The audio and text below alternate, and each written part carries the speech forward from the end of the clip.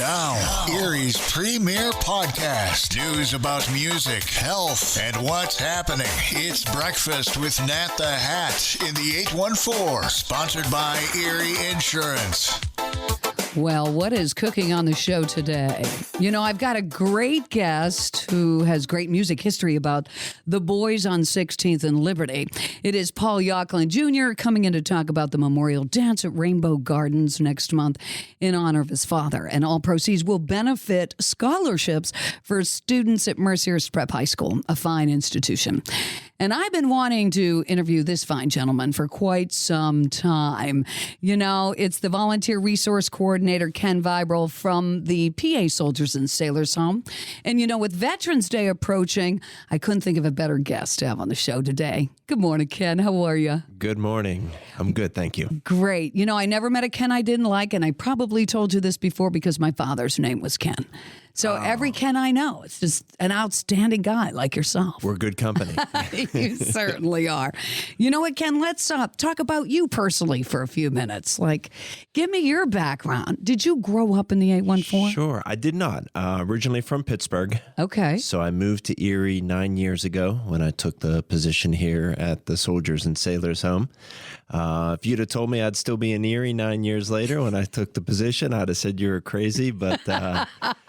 Things must be going well. Funny how life pulls you in a direction and things go well, and you know you find a niche in life and you run with it. So you are from the Berg. Are you a Steeler fan? Of course, yeah. Season ticket holder, too. Are you? I am. Well, I'm a Browns fan, so I'm glad you're sitting across the table from me. Good, we got some distance here. Well, you know, last week when the Browns beat the 49ers, what a fluke of a game that was. It was crazy. It felt like the Super Bowl that I've never witnessed. You know what I mean? So I don't care what happens the rest of the season because at this point, what are the Steelers at now? 4-2. Oh. That's a beautiful record. So, yeah, we're neck and neck right there. So you're born and raised in Pittsburgh. Did you go to college there too as well? No, I actually went just down the road, graduated from Edinburgh University. You were an Edinburgh Scot. Yeah, I am. Wow. Yeah. So that's how you probably got acquainted with the 814 then. Yeah, and it was sort of a homecoming because my father is one of 9 children. So his oldest brother, my Uncle Frank, moved, him and my Aunt Phyllis moved from Pittsburgh to Erie 60-some years ago. So during the summers when I was, in high school and middle school, I'd come up here and spend a week with my cousins. Nice. I've got 5 here. 2 of them are the same age as I am. So coming to Edinburgh was, not unfamiliar to me. But then when the opportunity came to move to Erie to take the position here, other than being in Pittsburgh, this was the best fit. And it's 9 years later. You're still with us. 9 years later. And we're happy to have you over at the Soldiers and Sailors Home. You do a lot of great things. I know that for a fact because we've discussed them before. The facility itself over there, the PA Soldiers and Sailors Home, is beautiful. Tell me how many Civil War soldiers are buried over in that area. Do you even know? Exact number, I'd have to go back and count. Sure. But being that the home was originally built for Civil War veterans, I believe it's the second highest concentration of veterans is that we have our Civil War veterans, only dwarfed by our World War I veterans. So interesting. So the population of the home swelled in the 1920s, early 30s to, close to 400 or 500 at that time. Wow. So then you're, over 100 years old? That's correct. Yeah. So what's fascinating is that we're the oldest state veterans home in the Commonwealth. So we're one of 6, but we're the oldest in the state. And then by my history research, we're the second oldest in the country. I was only ever able to come across one other home that was built in New Jersey prior to the Soldiers and Sailors Home here in Erie. So what year was it built then? 1886. Now, did you add on? Was there a lot of add-ons through the years? I'm unfamiliar with the facility itself. Yeah. So the main building that we operate in, the 3-story brick building that has remained since 1886. So that's pretty fascinating to see, looking at some old photographs. And then as you kind of walk through the halls and some of the spaces, you can really see the then and now, differences between then and now, obviously. Sure. But yeah, over the years, it's added areas of care. So, back in, the 1880s, they didn't have the specific levels of care that we have now in modern, facilities. Right. So in the early 70s was when the nursing care unit was built. And then again in the early 1990s is when our Alzheimer's and dementia unit was added on. So how many veterans are you serving right now at the Soldiers and Sailors? So right now we're just over 160. I think 163 right now. Wow. It's a lot of vets. I don't mean to get off the subject, but is there any hauntings? Since we're around the haunting season, are there any hauntings that you're aware of? There certainly are. Many stories about, people, especially working second and third shifts, late at night. There's been, there's been some stories that have surfaced. Probably the biggest lore that we have, or legend, if you will, General Matt Anthony Wayne. Didn't they boil his bones? They did. Okay. They did. So, crazy story was that years after Wayne had passed, his son Isaac wanted to exhume the body and bring it back to the family estate outside Radnor, Pennsylvania. His passing wasn't really met with much fanfare at the time of it.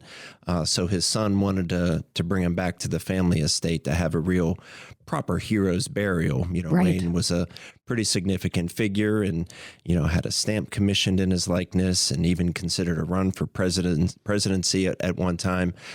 So he was a big deal. So when they agreed to exhume the body so that they could transport it back to Radnor.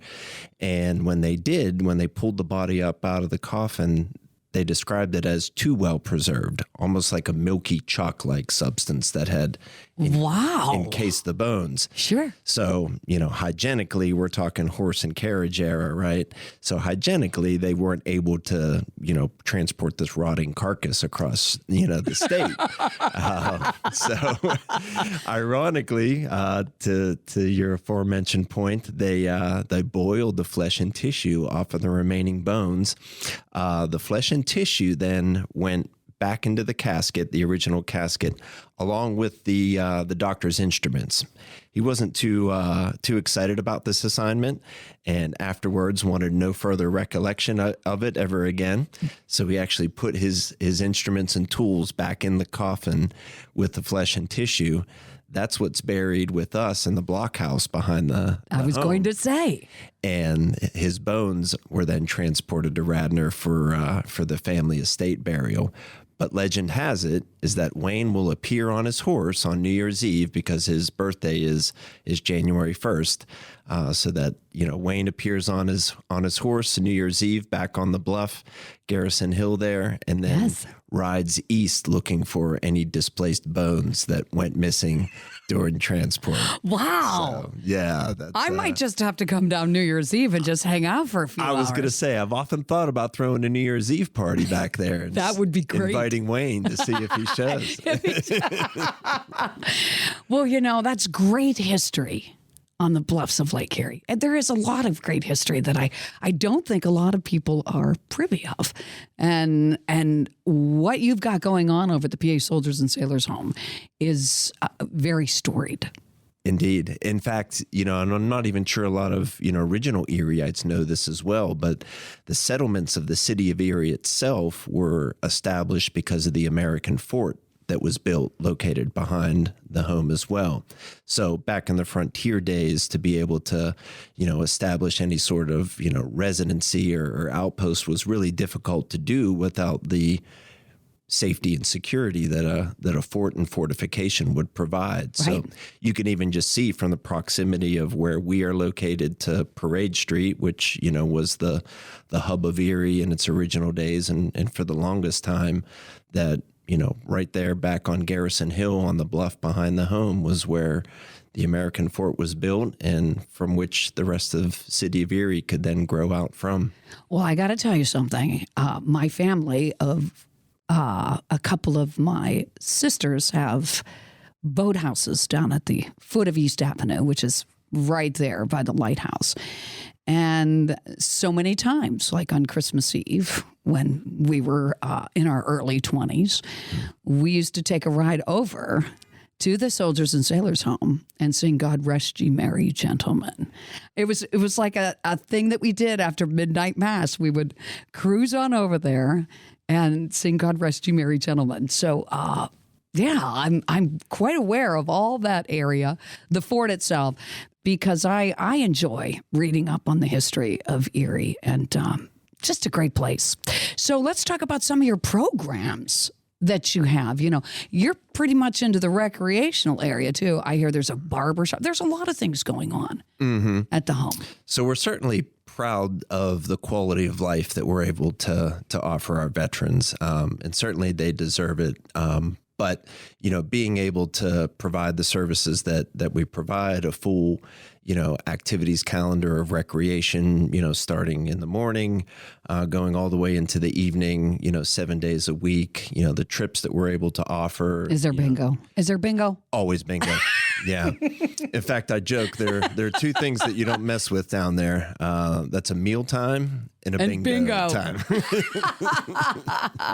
That's great. And I heard that there's a barber shop there as well. I've had several, family members, uncles, that have been at the Soldiers and Sailors Home, and they were treated wonderfully in their final days, as they should. Yeah, I'm really happy to hear that. Yeah. Yes. And that is, that's the consensus. Anytime that I'm out at at an outreach event, setting up a table, talking to the community, all too often, families of past residents will come through and express those same sentiments that say, my uncle lived there, my father lived there, he received really great care, and, we're so happy that that's where he was able to live out his remaining years. So, yeah, it's certainly a proud tradition that we carry on. Yeah. Great feeling. So some of the different programs, I know that you said that you say one of our listeners has somebody that would need to get into your facility. How do they go about? What are the beginning steps? So they'd work through our admissions process, but really to qualify, just a few, simple benchmarks that you need to meet: honorably discharged from your branch of service, and a resident of Pennsylvania, either at the time you apply for admission, or at the time you enlisted in your branch of service. So as long as you meet those criteria, you're eligible to apply. And then every individual case is different. So there's not really one, cookie cutter sort of scenario that I can, play out. But each individual case is kind of taken on its own merits, and, different factors then contribute to, their rate and that sort of thing. So, I encourage anybody that's curious or interested to reach out, contact our admissions department. They can get some information out to you and really see, how you can begin that process. The other thing of note that I'd like to mention is that we accept spouses of veterans as well. I did not know that. Yeah. That's good to know. So even if a spouse is widowed, and as long as they didn't remarry and lose the benefits that their husband had earned, they're still eligible for residency as well.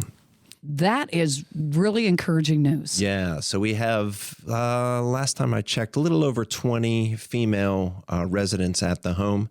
I think half dozen of them are there on their service records. So they're female veterans that are eligible through their service. But the remainder of our female veterans are going to be spouses of. Are they running the show over there? They do. Yeah. I could see that, Ken. Yeah. I could see that. Definitely so. It's a fun dynamic to throw them in the mix, right? It's gotta be. It really is. And tell us more about the dementia and Alzheimer's program that you got down there too. Yeah, I think we have room for 32 beds on the Alzheimer's and dementia unit. There typically is a waiting list for that unit as well. So that's another one that, if you're looking for that type of area of care, that I encourage you to kind of reach out and see what it's all about, because the last thing you want to do is wait until you absolutely need to have that level of care, right. And then have to work backwards, so as much preparation as you can have ahead of time, then when the time comes that you need to make that move, then you're in a much better place to do so. Gotcha. So then those that aren't, there are beds available. So usually how long is the admission process and to get them into the Soldiers and Sailors Home? I think a few months right now is what we're looking at as far as a waiting list goes. And that would be either for the nursing care side or the Alzheimer's dementia units go.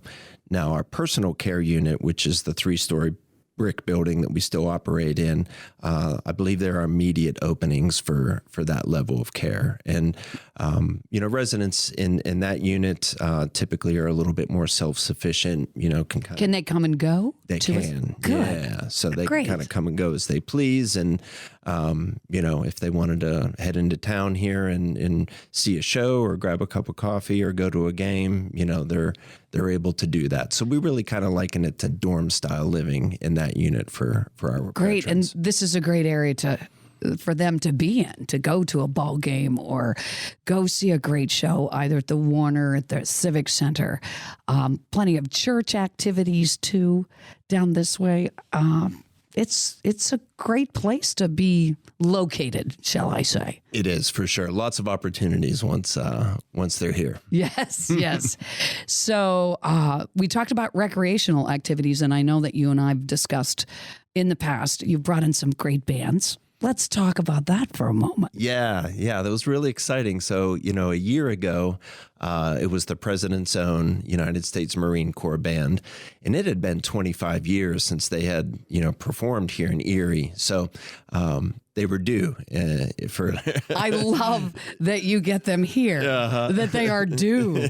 That's great stuff. So, and then, after seeing the response that came about from that performance, it kind of clicked with me like, well, maybe there's an opportunity to work in some of the other military bands, and how long had it been since they had performed here? So all these kind of scenarios, once I saw, how the community really, gravitated and supported that initial concert. Right, Ken. I thought, I might be onto something here. Right. So, and the thing is, they are free. The concerts are free. Mm-hmm. All you have to do is log on to get your tickets. That's it. So that's the most wonderful part about it, that you bring them in.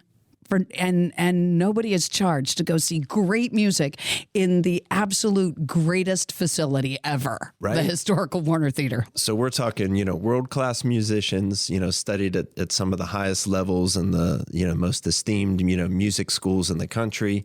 Paired that with an opportunity to perform at, one of the best venues in the country.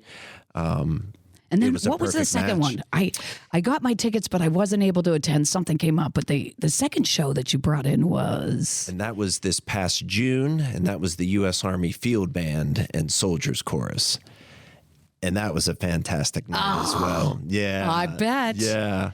So, Ken, keep doing what you're doing, because these shows are tremendous. And, please keep me in the loop on what's going on, because now you know where I'm located. Right. You can come back here and talk about these great shows that you bring into town. We are grateful to have you, Ken. It's Ken Vibrel from the Soldiers and Sailors Home. And I know there's a couple things coming up, very, very important to you and the veterans here in the 814.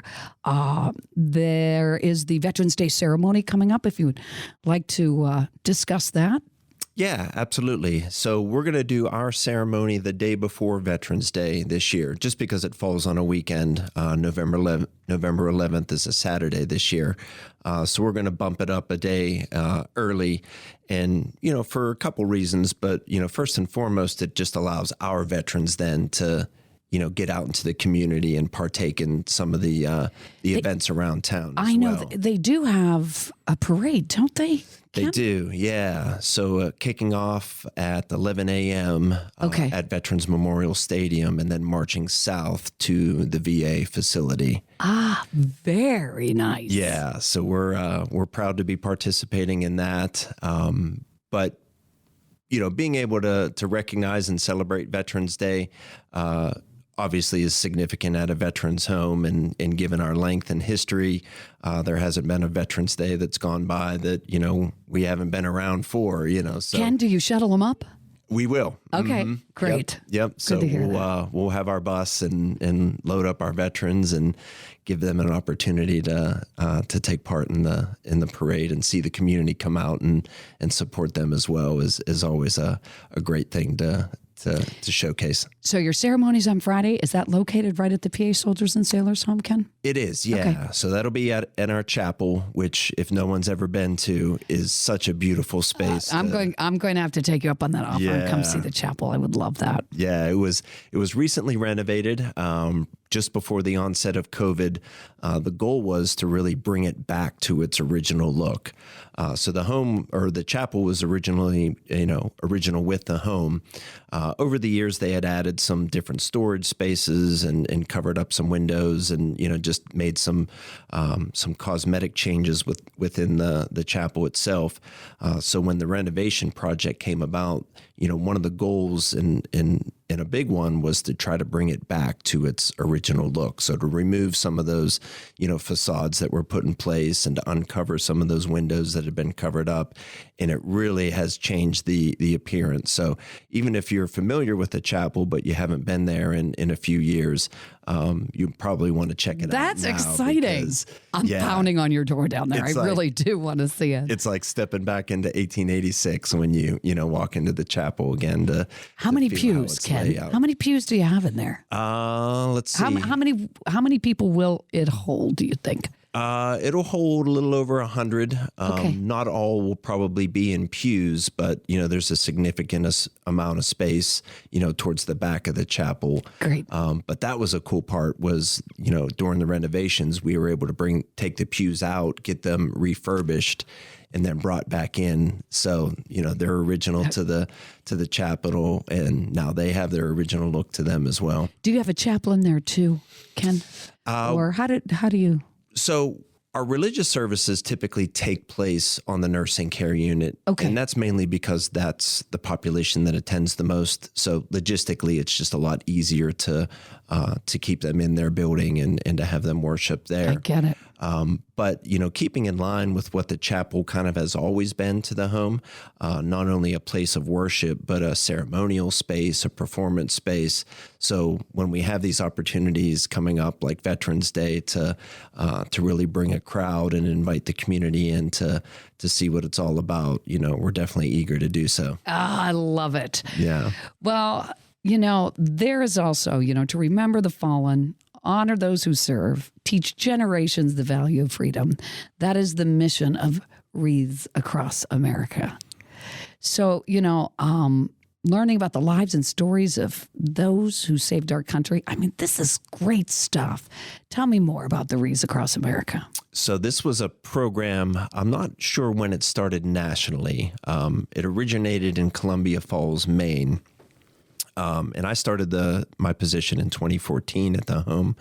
And for the first couple of years, we were just kind of ceremonial participants, meaning we would place a wreath, typically in the chapel at the altar, representing each branch of service.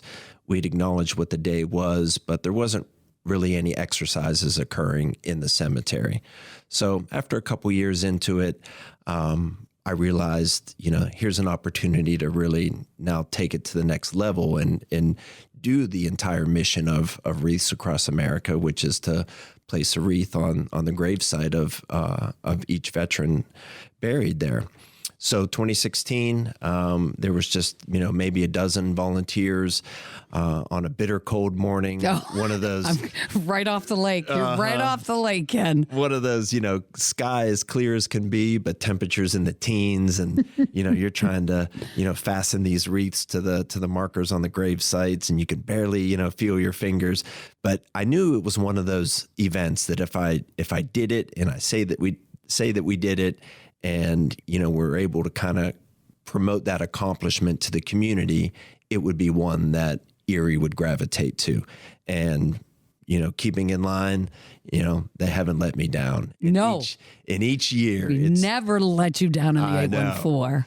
In each year, it's been so exciting to see how this event has grown, the number of participants that have come out. So from those humble beginnings in 2016 with, a dozen volunteers, last year we were up over 300 volunteers. That's great. Yeah. So it's been, a growing tradition. It's been one that, has seen an increase in turnout and contributions to, and now it's to the point where even starting as early as, June, July, I was going August, to say, do you start fundraising and getting that all organized? I will. Yeah. So people will start emailing and calling, what's the date this year, and they can purchase a wreath, correct? They can, yeah. Okay. So if they go to wreathsacrossamerica.org/PASASH, so if you just PA, Soldiers and Sailors Home acronym, PASASH, it'll go directly to our location site, and they can donate through there. We have 1,358 grave sites located back there. So that's another. That's more than I had anticipated when I was singing "God Rest You Merry Gentlemen" years ago. That's a lot. That's a significant number. Yes, again, it is. One that most people would be surprised to hear that that we have that many veterans. And do you get enough wreaths for all of those graves? We're getting close. So last year, I hope we do it. Last year was our closest yet, and I feel like given the profile of this event now, that we're going to hit that mark this year and get a wreath for every 1,358. 58. Yeah. That's great. Now, is there a certain cost for each wreath? Do you just donate, or is there a cost? There is a cost. So each wreath costs $17, and you can go, one wreath, you can go 5 wreaths, 10 wreaths. There's different increments that are kind of broken down on the website that wonderful. You can kind of purchase to your, comfort level or your financial ability. So we're always, welcome to have that support, no matter what you're able to give, whether that's 1 wreath, 10 wreaths, or just the time that day to come out and take part in the ceremony and place wreaths. How about businesses? Do you have businesses that would be able to buy 100 of them? I don't know. I'm thinking outside the box, but it would be really nice to have some of these bigger businesses that we work with here in the 814 that would give to the wreaths across America. So we were fortunate to get a nice grant from Highmark, nice. $2,500. Great. So we're looking to build upon those connections as well, and see if we can get a kind of a chunk taken care of from I just want every grave to have a wreath. That would be fantastic. Yeah. And I feel good that we're going to get there. I do too. I got that feeling from you too. Mm-hmm. Ken, before I let you go, is there anything else you'd like to discuss before we end this half hour that you and I have spent together, which I'm grateful that you do so much for our veterans in this community. Ken, you're the best. Yeah, well, thank you so much. And, really it's been, just a fascinating experience since the time I've been here to start a lot of these initiatives and to see how much they mean to, the Erie community, to families of veterans. It really, it's kind of that, gas in my tank that keeps me going, because when you see the difference that you make, the impact that you have on people and their families and veterans, it really, it keeps you going, and it really, drives you to want to continue to do more and to explore more options and initiatives, because, the support's going to be there. And, Yes. like you said. Well, Ken, you better not go anywhere. I'll hunt you down. I just want to let you know. Thanks for coming on the program today. I appreciate you. Thank you so much. I appreciate the opportunity. Well, speaking of music, this guy is full of stories from the Peppermint Lounge in New York City. He's going to tell us about the boys at 16th and Liberty. Welcome, Paul Yoklin Jr. I like to call you Paulie. Yeah, absolutely. You are putting on yet another magical night at Rainbow Gardens for the second annual Paul Yoklin Senior Memorial Scholarship Fund Dance, and that will benefit Mercyhurst Prep's Scholarship Fund, correct? Correct. Well, let's go. I've got to go back to the first one because I was there, and it was fantastic. So how did we decide to put all this together, Paul? Well, it came about, is trying to figure out how to do like a celebration of life for my father, and just something, a get together, having a couple beers. It wasn't going to happen because there's so many people. So Joey Salarino and Dickie Bucko, and I got together and said, hey, let's put together a show. Let's put together a show and do a tribute and invite people to come in, and it is a celebration of life for your dad. They said, hey, that's a great idea. Well, that turned into, what my father always turned and told me is that if you're going to do something in this world, Paulie, You got to do it big. You got to do it big, and this thing is big. It is. And you got to do it right, and it's for the right reasons, All the money, all the proceeds go towards a deserving student at Mercyhurst Prep. And you have to do it with class, and it's a first-class affair. So your dad, was he a teacher at Mercyhurst Prep too, or was he just a coach? He was just a coach. What did he coach, Paul? Coach baseball. Oh, okay. And I still continue to coach baseball. We were up there for 15 years together. Oh, what a great father-son experience. It was. And right? he and I coached for 40 years together because he just contributed so much to young people, and his ability to communicate with them and his ability to help them, work them through situations and problems in life. He had that grandfather effect on him, and still today, kids today say, Coach Ox, got me to where I'm at today. If it wasn't for him, I wouldn't be where I'm at. Oh, that's great. Isn't that awesome? Yes. That's a great way to be remembered. And so kind of part of his legacy, everybody has their legacy in life, Mm-hmm. Part of his legacy was, would he have wanted his legacy to be about music? Well, yeah, he loved that part of his life. He loved entertaining. He loved doing all that. They called him the ambassador to Erie because everywhere that he went, he always promoted Erie, Pennsylvania. And, he would have loved that. But what did he do most, He loved working with young people. He loved working with anybody, Yes. He was very generous with his time and money, So we got together with Mercyhurst Prep and said, hey, how can we do this? So we started a scholarship fund in his name, Yes. And we gave out 3 scholarships. However, with a scholarship, you give out X number of dollars, you got to replace that every year. So 1 year, 2 years, 3 years. And we said, well, this is nice, but we asked Mercyhurst, is there a way that we can do this that's better? They said, yeah. Collect a lot of money, and we'll put it into an endowment. And it'll go on forever. So 50 years from now, 100 years from now, as long as Mercyhurst Prep is around, they're going to give out an award, a scholarship to a deserving student, And you have a second here, Natalie? Sure. While I'm on this, Can I just read this, what the last student said, when she received the scholarship? And there's no name on it, but it says, Dear Mr. Paul Yoklin Jr. and Charlotte Yoklin, thank you so much for providing this scholarship for me. It enables me to do all the things I love to do here at MPS. I am a part of so many different things like cheerleading, chrysalis, Women in Motion, and so many other things along with my education. Because of this help, this provides me. I can continue doing it all again next year. From the bottom of my heart, thank you. Ah. Now, Natalie, Speaking volumes. Speaking volumes. Now, we were going to stop this show last year, okay? But we got that and we said, okay. All right. Okay. Round 2.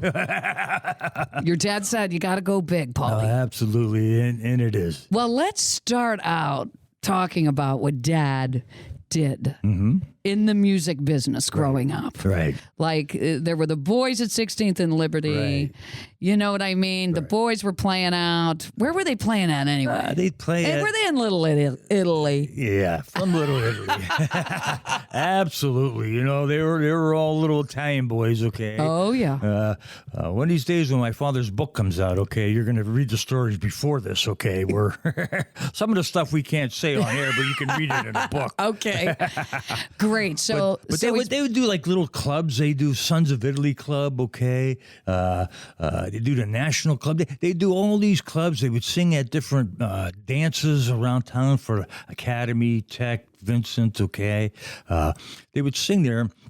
And they had that passion, that love for music. And they put together a little band, the Epics, okay?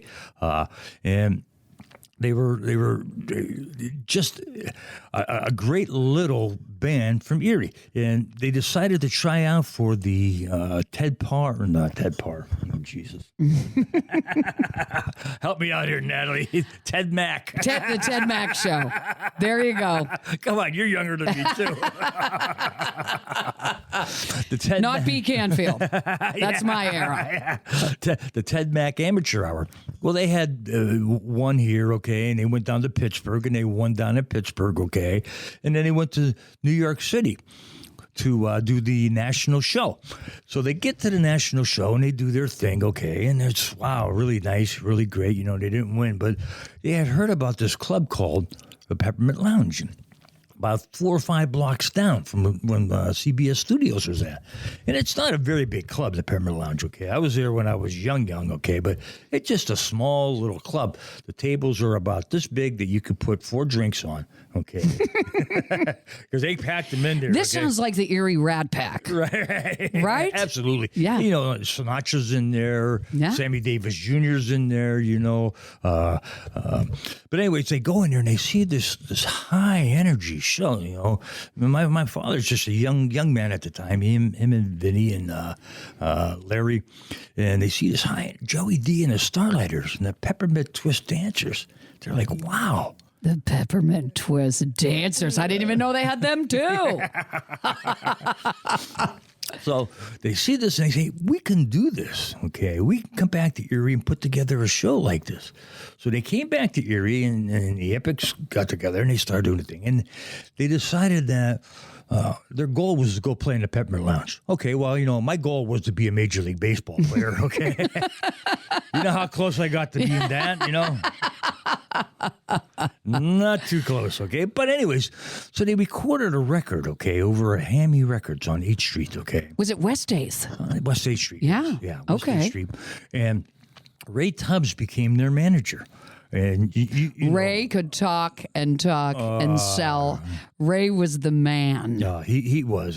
And, I love Ray like an uncle because, he was always around. He was always around us, okay? He was just like an uncle to me. Mm-hmm.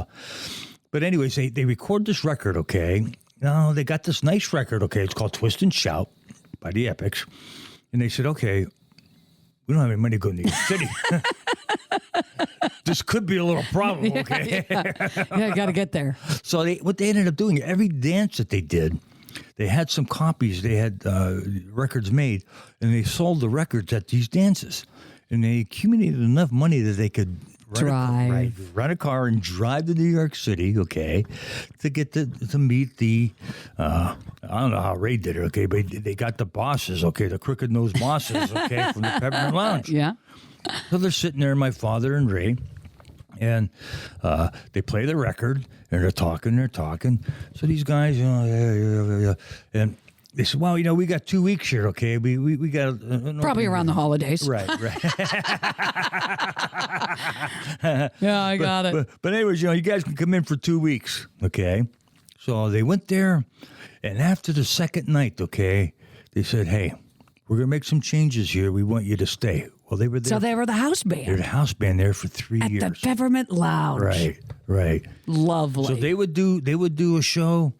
Joey D would do a show, or they'd bring other action to do a show. But every day, 7 nights a week, okay, the Epics were there doing a show at the Peppermint Lounge. Other artists came in, other performing artists came in, but the Epics were there every single night. So then you say they get signed by Warner. Right. Warner Records, correct? Right. They had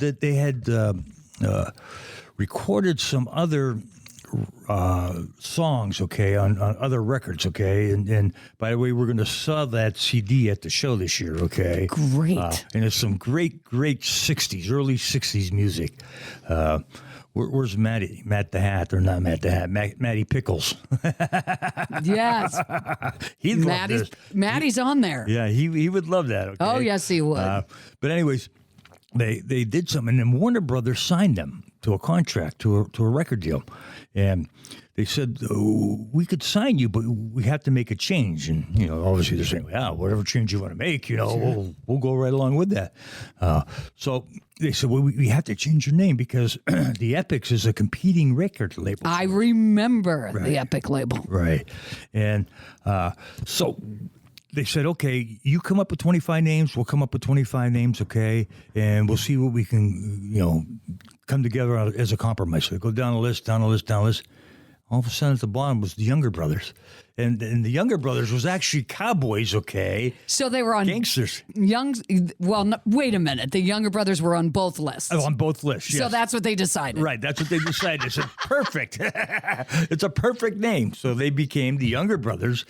My father, Vinny Frazzini, and Larry Cope. They became the Younger Brothers. Okay, and that's the way they were. And that's the songs that they did with Warner Brothers that climbed the list. Okay. Oh, yes, because I have the list right here. Right. This is my favorite list of all time. It is the Jet 60, going back for the week beginning October 8th of 1963. Pick of the week was the New Christie Minstrels was Saturday night. I love the new pick. And then, at number 17, it's the Younger Brothers with High School Girl and Somewhere. Right. Now, they are on the same list as Nat King Cole, Ray Charles, Peter, Paul, and Mary, Ricky Nelson. Right. They were beating out Elvis Presley's Bossa Nova Baby. Like, that's a big deal. Little Stevie Wonder, Johnny Mathis. These are all the tunes we play on LECOM radio. Right. This is fantastic. And I love it. Happy radio from Fun Channel 14, Erie's #1 radio station on the air 24 hours a day. That's a big deal. Right. There was no signing off. No. There was no Star Spangled Banner back then. But this is incredible stuff. Yeah, isn't it, though? Isn't it? My mother has the other ones, okay? But that's just a great piece of history right there. Mm-hmm. For all of us here in Erie, Pennsylvania. And, it's a big deal. Right. Your dad was a big deal. Right. So how long was he with the Younger Brothers? They were there. They were there for probably until 65, 66, 3 years. Okay. From 63 to 66, somewhere in that area. But in the meantime, what happened? There was this group over in London. Okay. I don't know if you ever heard of them. They're not even on the charts. They're not even on Erie's original top 60 music survey. Right. Okay. But wait a few weeks, okay? And you'll see them dominate the charts. Right. So what happens is that there's this group over in London they call the Beatles. And what the Younger Brothers did is that they did a spoof on the Beatles, okay? They were goofing on them, okay? They were making fun of them. Did they, put on wigs? Did they have the Beatle wigs and all that? They put on they had mops for wigs, okay? They had a big cello bass, okay, that they had a toilet seat attached to it. And they were doing this at the Peppermint Lounge? They were doing this at the Peppermint Lounge, okay? And they had a plunger, okay, with some strings on it that was a guitar. And they wore these mops, and they had these glasses with these big, huge noses. Right. And I think I sent you that picture the one time, okay? Yes, you did. And, it became such a novelty act that people would line up outside the Peppermint Lounge just to see that particular show. Well, the word got over across the ocean, okay, to the Beatles. So when the Beatles came over the very first time, they came over on the Ed Sullivan show. Excuse me. I'm having That's all right. It's a senior moment. I'm right there with you. You know, I've had quite a few senior moments already today. Hey, when they came over to the Ed Sullivan show, they came on the Ed Sullivan show. They did their show. You know, all the fans are going crazy. The girls are screaming across the country. You know, it's live across the Ed Sullivan show. So the first thing that they did after the show and signing autographs and all that stuff, they went over to the Peppermint Lounge to see my father's show. And they're doing a spoof on the Beatles at the time. A spoof at the Beatles. So my father tells me, okay, he's telling me that we're up there on stage and we're doing the thing. All of a sudden, there's a buzz going on, right? Buzz, buzz, buzz. You know, in the audience. Mm-hmm. You've heard that before. Oh, yes. You know, and all of a sudden, the Beatles are here. My father says, the Beatles are here? What do you mean the Beatles are here? Wow. And he looked up, and sure enough, here they are. Now, you know, at the Peppermint Lounge, okay, the Beatles, you know, that place was packed, and, you know, so what they do is they pick up a couple of the tables and they throw them out with the people throwing them out, okay, and put the Beatles right there. So they're doing it, and the Beatles are sitting right in front of them, and they're. My father's going, oh my gosh, goodness, okay. I just hope that, you know, they don't take this the wrong way, because it's not that we don't like them, okay. It's just that this is just a great act, you know. Right. So, you know, they finish their song that they're set, and he looks up, okay, and there's the Beatles, okay. They're giving him a thumbs up. Oh. Okay? Now, the nice part about this story is that they were there that first night, but George Harrison wasn't there. He was ill. He was ill for the Ed Sullivan show, but he went back to the hotel right away. So the next night, Paul, Ringo, and John bring George back to the Peppermint Lounge so they could see the show. So George could see the show, and they saw the show again for the second time. And that's when they got up and they were dancing with the people there. They were dancing with the Peppermint Twisters. They had a great time. Great history. Yeah. And it's and there is pictures to prove it. Pictures to prove it, yes. It is in, what is the name of the Beatles book that you have there? That's a daily? It's a diary. It's the diary. The Beatles, a diary, okay? An Intimate Day of History by Barry Miles. And you see, it's a pretty big book there. Yes. A lot of great pictures. And then just phenomenal and then pictures. There is your dad. Right there on page 108. Him and Vinny and Larry. Look at it. The beauty of this is looking at the Beatles' expressions as they're trying on the wigs and trying on the glasses and the noses. And who's right behind? Dad looks phenomenal, by the way. Let me tell you. Yeah. And there is Paul right behind him. Right behind him, getting ready to try on a wig, I presume. Right. That's great stuff. You know, but so they got to become friends for a couple of nights, you know. And sure. Not that they were close friends, but, you know, close enough that, you know, they could chit-chat and sit down and they enjoyed the evenings together. And, you know, it's just, again, a part of Erie history, okay? Just a part of Erie history that we're not at 28 minutes yet, are we? No, we're good. Oh, okay. We're all good. So then Dad comes back and continues to play the area. Right. Correct? Right. He came back to Erie, okay? What happened is that Larry decided that he wanted to go off on his own. Larry Cope, Larry Younger. Okay. So he went off with like Walt and a couple other band members, and they went out to the West Coast, and they became a band called Orange Color Sky. And they were very successful out of the West Coast. Well, my father and Vinny stayed together, and they came back to Erie, okay, and they put together another band, okay, which they then ended up going to Boston, okay, and they toured the Boston area, New England area. Was your dad, was music his life and his livelihood at that time? Yeah. The only other place he ever worked was the hammer mill, okay. And, at the mill. Yeah. He did that for about 6 weeks and said, I ain't doing this. Sounds like many musicians I know.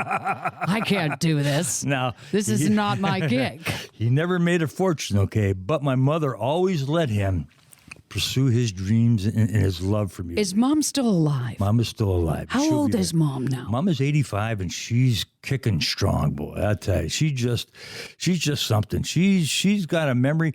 I had to ask her the other day. Something about the American Gladiators. When my father was working with the American Gladiators, she was the MC for the show.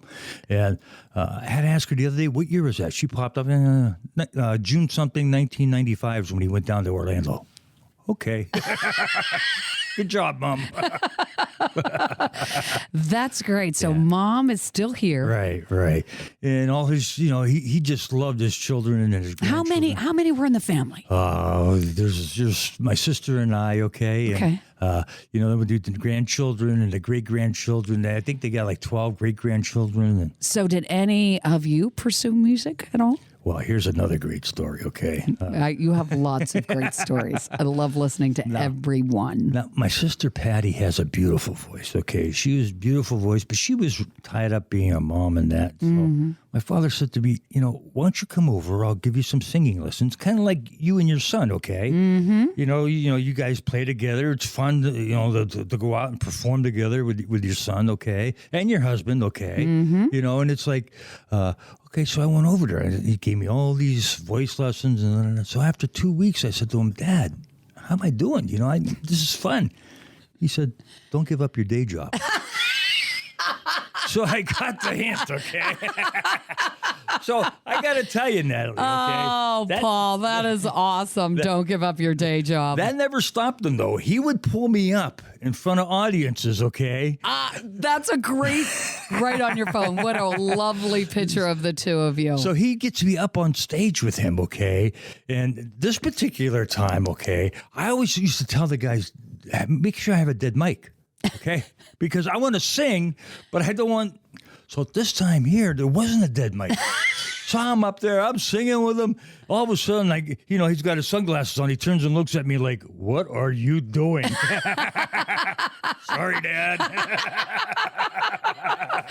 That is great stuff. So what bands are performing this year? This year we have the Cows, okay? Okay. Which is Ronnie Guzik and Joe Salarino and Dick Buckle. And they were big back in the 70s, okay? They had recording songs.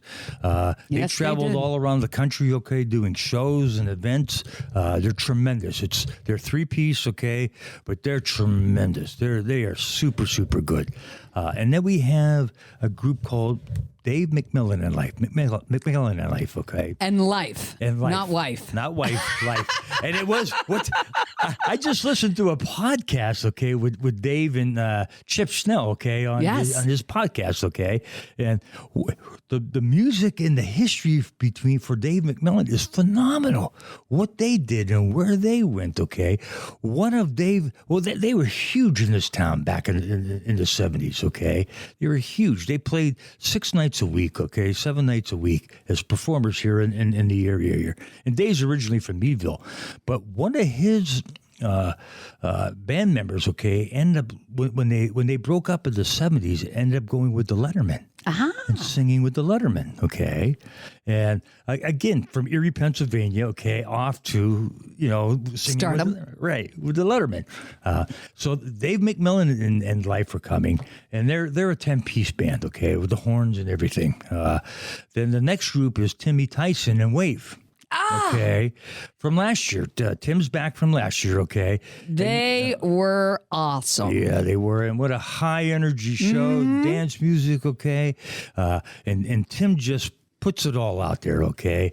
And then the finale, okay, for the end of that will be Ruby Port. And Dad was in Ruby Port. Dad was in Ruby Port. And there's a great, you want to hear that story? Yes. Well, here, the story behind Ruby Port is that my father, when he came back from I think it was Boston or maybe Miami. He came back to Erie and he needed a little break, okay? And Cy Ciotti had the Calabrese Club at the time. Oh, Cy, yes. And Tony Ciotti, okay, is on our committee, Cy's son, along with Ricky Carr. I can't forget Ricky and Joey Salarino. Joey Salarino's the brains behind the whole thing, you know. I'm just a figurehead, you know. Well, you're doing a nice job. Oh, thank you. But anyways, Cy was having all these big acts come in, you know. Buddy Rich, Maynard Ferguson, okay, all these headliners coming in. He'd have them come in and they'd do a show and they would charge him a fortune to do the shows. You know, and at the end of the day, by the time he pay the bands and by the time he pay everything else, you know, it was like, you know, okay. Making just a couple bucks. Right. Not worth it. So my father said to Cy, because they were close friends. My father was actually, I don't know what the hell he was down there. He was something down at the Calabrese Club, okay, helping Cy out. But he said, Cy, let me put together a house band, like a rock, you know, dance, you know, house band. He says, that's what's going on in this country right now. He says, you know, the big acts, the big names are kind of going down, but these dance groups, okay, are coming up. So I said, sure. So my father made a couple of phone calls, okay, and he ended up getting a bunch of students from Edinburgh. Okay. Some Edinburgh Scots. Yeah. Nice. Edinburgh Scots. And can you imagine a lot of them were Italian, like Pete Natale, Angelo Natale, yes. Art Jerry, Joey Salarino, okay. There's those names again. I don't know how Dick Buckle got in there or Bobby Seaman. Got it. They must have wore that little Malik button around their like, thing around their neck. An alert. Yeah. An alert. So he started that band there, okay, and what it did is it just kicked off, okay. It just really blossomed and bloomed, okay, and you know, and that's how Ruby Port came about. And then about 10 years ago, they got together for a 40th reunion, okay, and last year was their 50th reunion.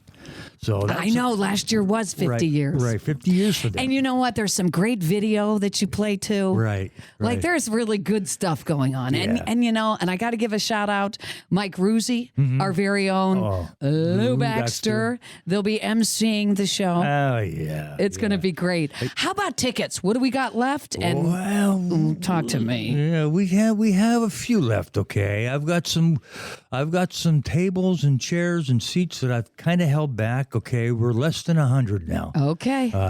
We are going to sell some tickets after the fact, okay. It's standing room only. There's a certain amount of people we can fit in there like we did last year. Yep. But I'm still getting calls today, okay. You know, I need some tickets. I need a table of 8. Well, a table of 8 could be a little tough, okay. I do have 2 tables of 16 left, okay. Not great seats. Do you want to give out a number or a website or something? Yeah, right. They can go online. People can go online to. Okay. It's danceforpaul.eventbrite.com. Okay. Okay. They can go online there and purchase the tickets there, or call me at 814-882-5211. Thanks, Paul. And you know what? We will see you at the show because as soon as I heard it was coming again, my friend Jane Ross, she jumped right on board. Oh, yeah. And we got great seats this year. Jane's beautiful. We're not back in the corner in the dark. No. Your VIP table this year. Thank you so much, Paul, for being on the show. Ned, I can't thank you I'll see you at the show. That's Rainbow Gardens. The date is November 18th. Thank you. You've been tuned in to Breakfast with Nat the Hat in the 814, sponsored by Erie Insurance on 88.5 and 102.7 LECOM Radio.